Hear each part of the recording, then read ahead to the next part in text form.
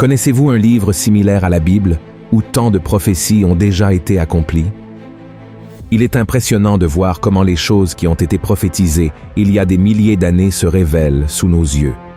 Cela prouve que seul Dieu peut être l'auteur de ce livre, et nous devons prêter attention à chaque avertissement qu'il nous donne.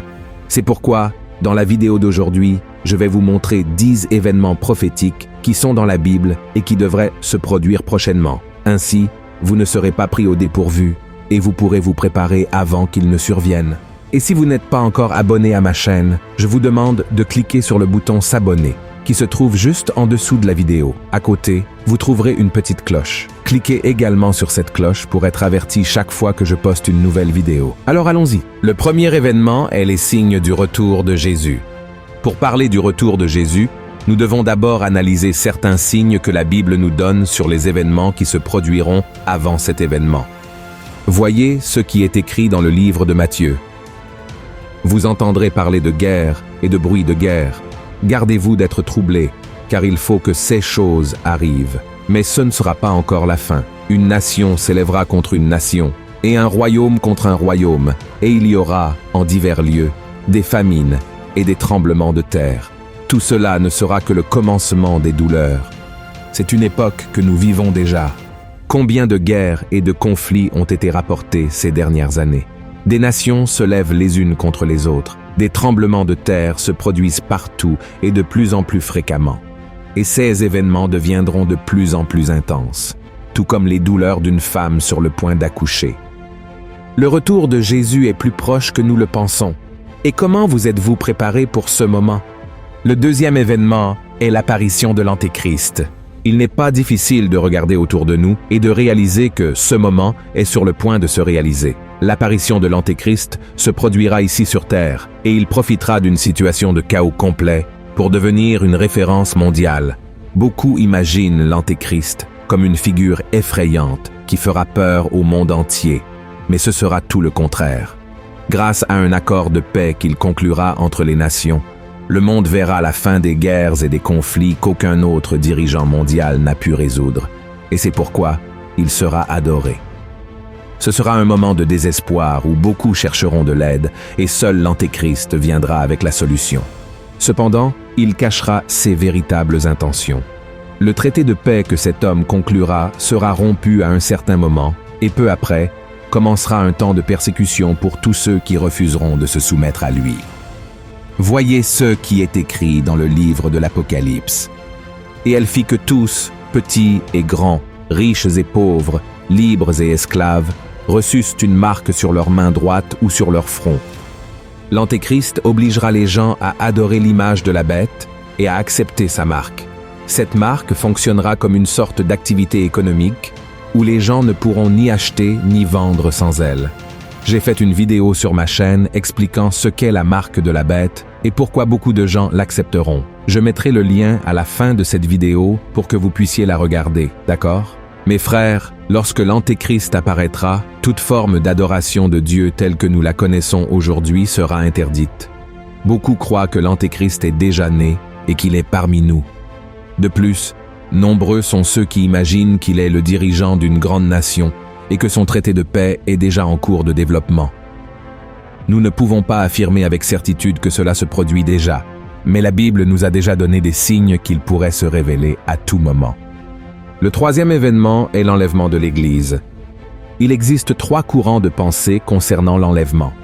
Certains croient que les chrétiens seront enlevés avant la période de la tribulation, qui marquera le début du règne de l'Antéchrist. D'autres pensent que cela se produira à la moitié de cette période, c'est-à-dire après 3 ans et demi. Et le troisième groupe croit que les chrétiens affronteront tout ce qui se passera pendant les 7 années de règne de l'Antéchrist sur la terre. Indépendamment de la vision qui est correcte, la vérité est que Jésus reviendra et nous serons enlevés pour le rencontrer lors de la première venue du Christ. Il est venu humblement, rejeté et méprisé par les hommes. Mais il reviendra comme le roi des rois et le Seigneur des seigneurs. Et ce jour-là, le monde entier verra et saura qui est vraiment Jésus. C'est pourquoi, que l'enlèvement se produise avant, pendant ou après la grande tribulation, nous devons être préparés pour ce moment. Voyez ce que dit la Bible. car le Seigneur lui-même, à un signal donné, à la voix d'un archange et au son de la trompette de Dieu, descendra du ciel, et les morts en Christ ressusciteront premièrement. Ensuite, nous les vivants, qui serons restés, nous serons tous ensemble enlevés avec eux sur des nuées, à la rencontre du Seigneur dans les airs, et ainsi, nous serons toujours avec le Seigneur. Le quatrième événement est la grande tribulation. Voyez ce que Jésus a dit dans Matthieu, chapitre 24. « Car alors, la détresse sera si grande qu'il n'y en a point eu de pareil depuis le commencement du monde jusqu'à présent, et qu'il n'y en aura jamais. » Frères et sœurs, la grande tribulation est un autre événement des derniers temps qui sera une période de grande souffrance pour ceux qui sont sur la terre. Il n'y a jamais eu une telle affliction dans l'histoire du monde, et il n'y en aura plus jamais. Ce sera pendant cette période que les 7 sceaux seront ouverts. Les 7 trompettes sonneront, et les 7 coupes de la colère de Dieu seront déversées sur la terre. La Bible décrit la grande tribulation comme un moment de telle difficulté que les hommes préféreront la mort, mais ne pourront pas mourir. Voyez ce qui est écrit. En ces jours-là, les hommes chercheront la mort, et ils ne la trouveront pas. Ils désireront mourir, et la mort fuira loin d'eux. De plus, le chapitre 8 de l'Apocalypse montre que même l'atmosphère céleste sera impactée pendant cet événement. Lorsque le 7e sceau sera ouvert, il y aura un silence dans le ciel pendant une demi-heure. Pouvez-vous imaginer tous les anges et les saints de Dieu totalement silencieux dans le ciel, tandis que le monde traverse ce moment si difficile? Le 5e événement est le sacrilège terrible. Voyez ce qui est écrit dans Daniel, chapitre 9. Il fera une solide alliance avec plusieurs pour une semaine, et durant la moitié de la semaine, il fera cesser le sacrifice et l'offrande. Le dévastateur commettra les choses les plus abominables, jusqu'à ce que la ruine et ce qui a été résolu fondent sur le dévastateur. L'Antéchrist rompra le traité qu'il a lui-même conclu avec les Israélites pendant la grande tribulation et introduira le sacrilège terrible dans le 3e temple qui sera construit par les Juifs. Dans le livre de Matthieu, Jésus fait référence à la manière dont l'Antéchrist mettra fin à cette alliance de paix. Voyez ce qu'il a dit dans Matthieu. C'est pourquoi, lorsque vous verrez l'abomination de la désolation dont a parlé le prophète Daniel, établie en lieu saint, que celui qui lit fasse attention, alors que ceux qui seront en Judée fuient dans les montagnes. Pourquoi Jésus a-t-il dit « celui qui lit, qu'il comprenne » ? Parce qu'une chose similaire s'était déjà produite dans le passé. À l'époque des apôtres, il y avait un roi nommé Antiochus Épiphane, qui profana le temple de Jérusalem en introduisant une statue de Zeus dans le sanctuaire et en sacrifiant un porc dans le Saint des Saints.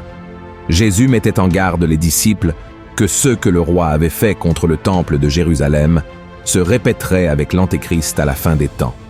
À partir de ce moment-là, l'Antéchrist commencera une persécution implacable contre les enfants de Dieu. C'est pourquoi Jésus a dit que celui qui sera sur le toit ne descende pas pour prendre ce qui est dans sa maison, et que celui qui sera dans les champs ne retourne pas en arrière pour prendre son manteau. Malheur aux femmes qui seront enceintes et à celles qui allaiteront en ces jours-là. Priez pour que votre fuite n'arrive pas en hiver, ni un jour de sabbat, car alors, la détresse sera si grande qu'il n'y en a point eu de pareil depuis le commencement du monde jusqu'à présent, et qu'il n'y en aura jamais. Le 6e événement est la bataille du retour de Christ. Quand Jésus reviendra, la bête et les royaumes de ce monde combattront contre Dieu et son armée.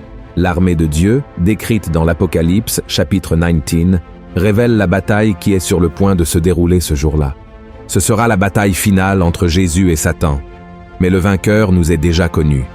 Le Christ sortira vainqueur, malgré tout le mal qui s'élèvera contre lui. Aucun mal ne pourra se cacher de l'épée de Dieu, qui détruira l'ennemi pour toujours. Et le Seigneur ne viendra pas seul. Il sera avec son armée et lancera Satan dans le lac de feu et de soufre. L'Antéchrist est le faux prophète. Et cela nous amène à la 7e prophétie de notre liste, l'emprisonnement de Satan. Dans l'Apocalypse, chapitre 20, il est écrit comme suit.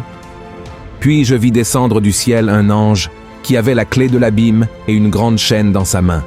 Il saisit le dragon, le serpent ancien, qui est le diable et Satan, et il le lia pour 1000 ans. Le temps où Satan sera emprisonné est proche, et il sera jeté dans un abîme sans fond, où son pouvoir de causer le mal lui sera ôté pour une période de 1000 ans. Pendant ce temps, il y aura une grande paix sur terre, une paix que l'homme n'avait pas connue depuis la chute du Jardin d'Éden. Le diable sera renversé et son pouvoir sera enlevé. Peu de temps après cette période d'emprisonnement, le diable sera libéré une dernière fois pour le jugement éternel que Dieu a déjà préparé pour lui et ses démons. Et cela nous amène à la 8e prophétie, le règne de 1000 ans. Les enfants de Dieu régneront avec le Christ pendant 1000 ans. Et contrairement à ce que beaucoup pensent, ce règne de 1000 ans sera ici sur terre, et non dans les cieux. Ce ne sera que le début du nouveau ciel et de la nouvelle terre. Et pendant cette période, il y aura beaucoup de paix et de joie. Il n'y aura plus de guerre, de détresse ou de souffrance. Pouvez-vous imaginer être dans ce scénario? Ce sera un lieu de paix complète avec Dieu. Cependant, ce ne sera pas encore la fin. Il nous reste 2 autres prophéties à accomplir. Le 9e événement est le grand jugement du trône blanc. Voyez ce qui est écrit dans l'Apocalypse, chapitre 20. Puis je vis un grand trône blanc et celui qui était assis dessus. La terre et le ciel s'enfuirent devant sa face, et il ne fut plus trouvé de place pour eux. Et je vis les morts, les grands et les petits, qui se tenaient devant le trône. Des livres furent ouverts, et un autre livre fut ouvert, celui qui est le livre de vie. Et les morts furent jugés selon leurs œuvres, d'après ceux qui étaient écrits dans ces livres. Le jugement final de toutes les personnes aura lieu devant ce grand trône blanc. Tous ceux qui ne croient pas en Dieu seront devant lui, rendant compte de la façon dont ils ont vécu leur vie. Ils seront jugés selon les enregistrements de ces livres, montrant que toutes nos actions sur terre sont enregistrées au ciel. Tous les secrets seront révélés devant le grand trône blanc de Dieu. Ceux qui ne sont pas trouvés dans le livre de vie seront condamnés au lac de feu pour l'éternité. Ce sont les personnes qui n'ont pas donné leur vie à Jésus et qui ne l'ont pas cru comme Seigneur et Sauveur. Et que se passe-t-il après cela? Nous allons vivre la dernière prophétie, le nouveau ciel et la nouvelle terre. Dieu fera toutes choses nouvelles, et tout ce que nous connaissons ne sera plus rappelé. Nous vivrons l'expérience du Jardin d'Éden, quand Dieu visitait Adam et Ève chaque jour, avant qu'ils ne pêchent. Voyez ce qui est écrit. Puis je vis un nouveau ciel et une nouvelle terre, car le premier ciel et la première terre avaient disparu, et la mer n'était plus. Frères et sœurs, nous vivrons dans un nouvel endroit, bien meilleur que le Jardin d'Éden, où nous profiterons de la présence du Seigneur sans aucune interférence du mal. C'est la prophétie que nous attendons tous avec impatience, en tant que chrétiens, pour qu'elle s'accomplisse et que nous puissions vivre une vie éternelle aux côtés du Seigneur. Mon cher frère et ma chère sœur, je ne veux pas que vous soyez effrayés par tout ce que j'ai montré dans cette vidéo. Mon objectif est simplement de vous avertir que ces choses sont sur le point de se produire et que vous devez être vigilants. Dans le livre de 2 Pierre, chapitre 3, la Bible dit que le Seigneur viendra comme un voleur et surprendra beaucoup de gens. Tous les éléments de la terre seront détruits par le feu et tout sera réduit en poussière.